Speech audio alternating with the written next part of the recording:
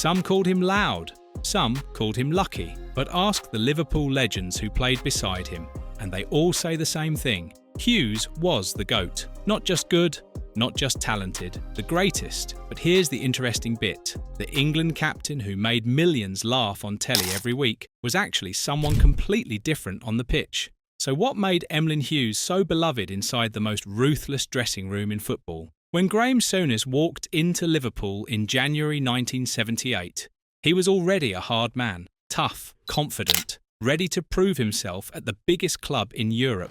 But even Souness, who feared nobody, immediately recognised the hierarchy. Hughes was the main man, not Kenny Dalglish, not Phil Neal, not Ray Clements.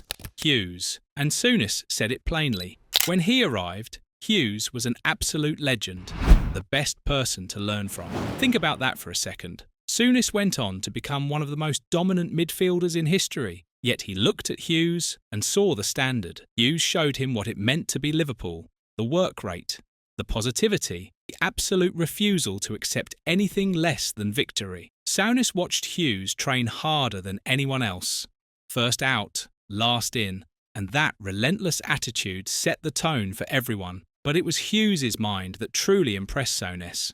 In all the years they knew each other, Souness never saw Hughes down, never low, always lifting people, always motivating.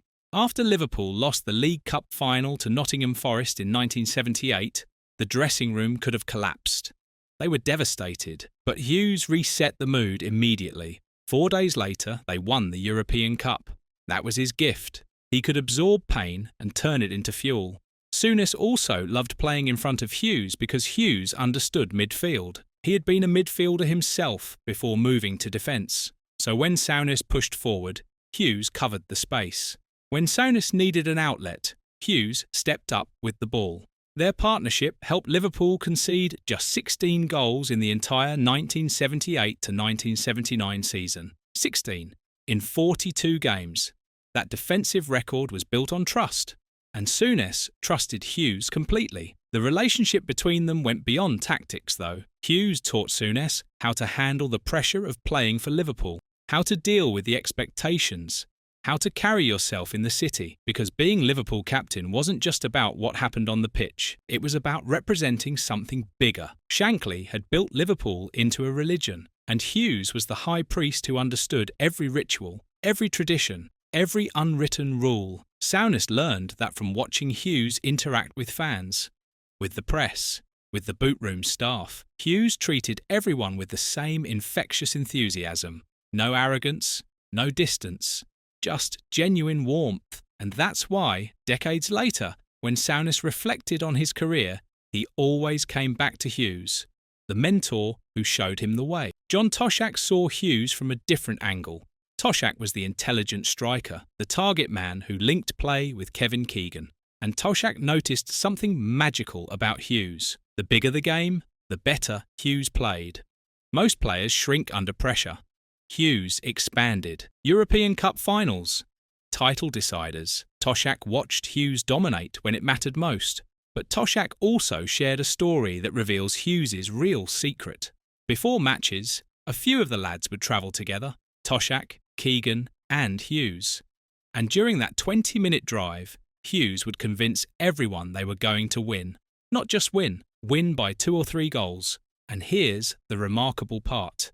They nearly always did. Hughes framed victory as inevitable. By the time they reached the stadium, they believed they were unbeatable. That psychological edge, planted before the tactical briefing, gave Liverpool a head start every single time. This wasn't just empty talk either. Hughes backed it up with specific analysis. He'd point out weaknesses in the opposition, remind Toshak where the goalkeeper was vulnerable, tell Keegan which fullback to target. He was coaching them before they even reached the dressing room. And because Hughes had been around longer, because he'd seen more matches and more opponents, his insights carried weight. The younger players listened, and they performed. Toshak also said that if you were low on confidence, you needed Hughes in your side, because Hughes never blamed, never criticised harshly. He encouraged, he lifted, and for a striker like Toshak, whose form could swing with confidence, having a captain who radiated belief was priceless. Years later, after managing Real Madrid and Wales, Toshack said he would have been very pleased to have Hughes in any squad he ran. That's not nostalgia. That's professional respect. Phil Neal knew Hughes better than most. They played together in defence for years, won everything together, and their greatest moment came in Rome in 1977. The European Cup final, Liverpool's first, the trophy Bill Shankly had dreamed of but never won. Hughes was captain, and 4 days earlier, Liverpool had lost the FA Cup final to Manchester United. The treble dream was gone.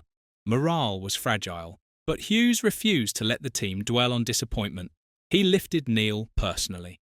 And when the match in Rome reached 1-1, with Borussia Mönchengladbach threatening, Hughes stabilised everything. He made crucial interceptions. He drove forward with the ball, pushing Liverpool higher up the pitch. His long-range strikes forced the German defence to step out, creating space that Liverpool eventually exploited. Tommy Smith scored. Neal scored a penalty. Liverpool won 3-1. Neal never forgot that night. When Hughes died in 2004, Neal was at the funeral alongside Keegan and Dalglish, and Neal said something beautiful. He said the Cops song "You'll Never Walk Alone" would certainly be around Hughes wherever he was.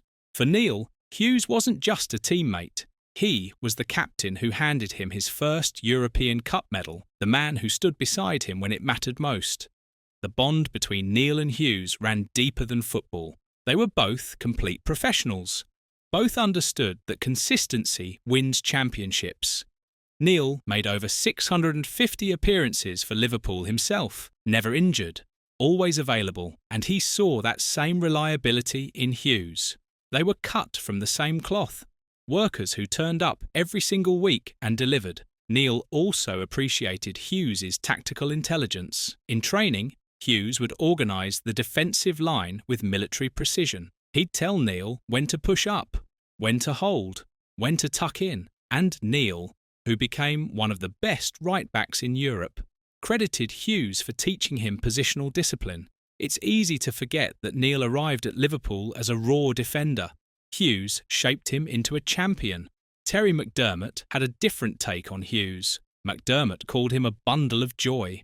Now that might sound light-hearted, but it was actually essential. Liverpool's squad spent huge amounts of time together, training, travelling, socialising. A miserable captain would poison that atmosphere, but Hughes made it fun. He never stopped. Up and down the pitch, cajoling everyone, laughing, encouraging. McDermott also noticed Hughes's work ethic. First onto the training ground, last to leave. That legitimised his demands. If Hughes had been lazy, his positivity would have felt fake, but because he worked harder than anyone, his enthusiasm inspired rather than annoyed. McDermott, who relied on stamina himself, had to respect that standard, and tactically, Hughes gave McDermott freedom. McDermott's goal in the 1977 European Cup final, a stunning team move, only happened because Hughes provided defensive security. McDermott could make those lung-busting runs into the box knowing Hughes was covering behind. That trust allowed Liverpool's midfielders to attack with confidence. They knew Hughes would bail them out if something went wrong. McDermott also loved Hughes's passing. When Liverpool broke forward, Hughes could launch attacks with pinpoint long balls. He could spray passes left and right. And when McDermott made those forward runs, Hughes found him. That connection between defence and midfield made Liverpool's transitions lightning fast. One moment they were defending, the next they were scoring, and Hughes was the trigger. Ray Clements, one of the greatest goalkeepers in history, depended on Hughes completely. Clements said Hughes gave the defence the utmost confidence in his ability to bail them out of any tight spot. That phrase, "bail them out," reveals Hughes's greatest defensive quality, his recovery pace. Hughes was fast, mobile, aggressive. If an opponent beat the offside trap, Hughes had the speed to recover. That allowed Clements to play a higher line and sweep up through balls. This tactical innovation compressed the pitch and suffocated opponents. It was ahead of its time, and it only worked because Clements trusted Hughes's pace. Between 1973 and 1979, they formed the defensive spine of the best team in Europe, and Clements knew it. When Hughes died, Clements called him one of the greats. Not just good, one of the greats. Because Hughes refused to let standards slip even in matches where Liverpool were overwhelming favourites. The 1978 European Cup final at Wembley against Club Brugge was the perfect example. Liverpool won 1-0, a tight tactical grind. Hughes had to concentrate for 90 minutes, organising the defence to keep a clean sheet. No mistakes, no lapses. And Clements kept that clean sheet because Hughes demanded perfection behind him. But to understand Hughes fully, you have to talk about Tommy Smith, the Anfield Iron, the hardest man at Liverpool, and Hughes' bitter rival. In 1973, Bill Shankly stripped Smith of the captaincy and gave it to Hughes. Smith, a born and bred Liverpudlian, took it as a personal insult. He hated Hughes. Smith even said he hated scoring for Liverpool because Hughes would congratulate him. That's how deep the hatred ran. Smith also called Hughes cheap in the pub, a serious crime in 1970s football culture. And yet, despite this visceral animosity, they played alongside each other in central defence for 4 years. 4 of Liverpool's most successful years. How? Because both refused to let personal feelings affect performance. Bob Paisley noticed it. He said neither of them let their problems interfere with their game. In fact, their styles complemented each other perfectly.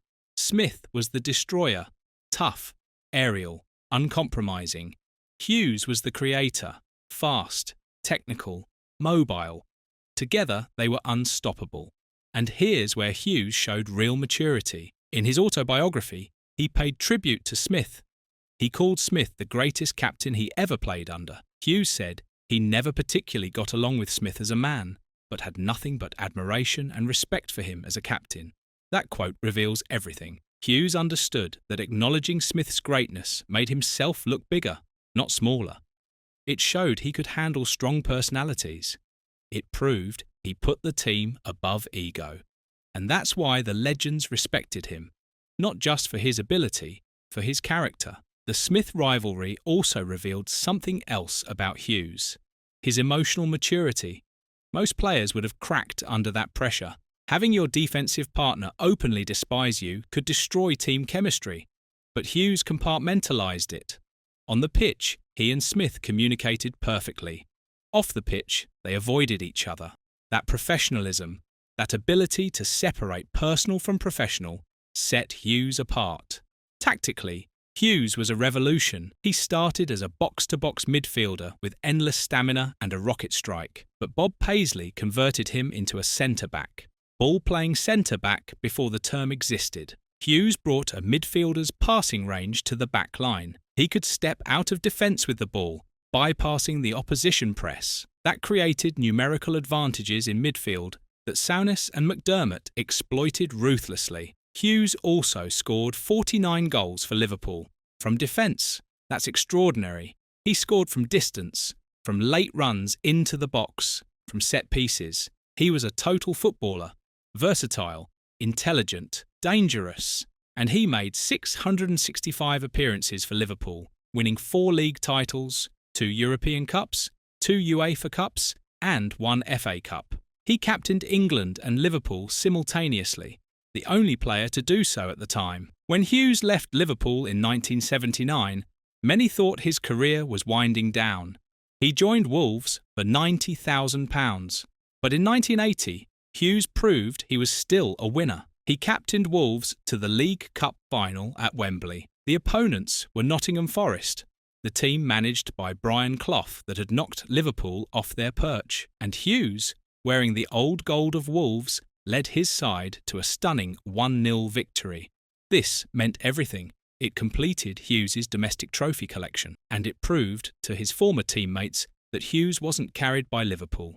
He was the winning edge. Wherever he went, success followed. After retiring, Hughes became a television star on A Question of Sport. The famous Princess Anne incident in 1987 made him a national treasure. He mistook her for a male jockey in a photo. Then, when she appeared on the show, Hughes broke royal protocol by hugging her. The nation loved it. He was the boy from Barrow who treated royalty like a teammate, but the legends always made a distinction. They enjoyed the Crazy Horse TV character, but they respected the footballer.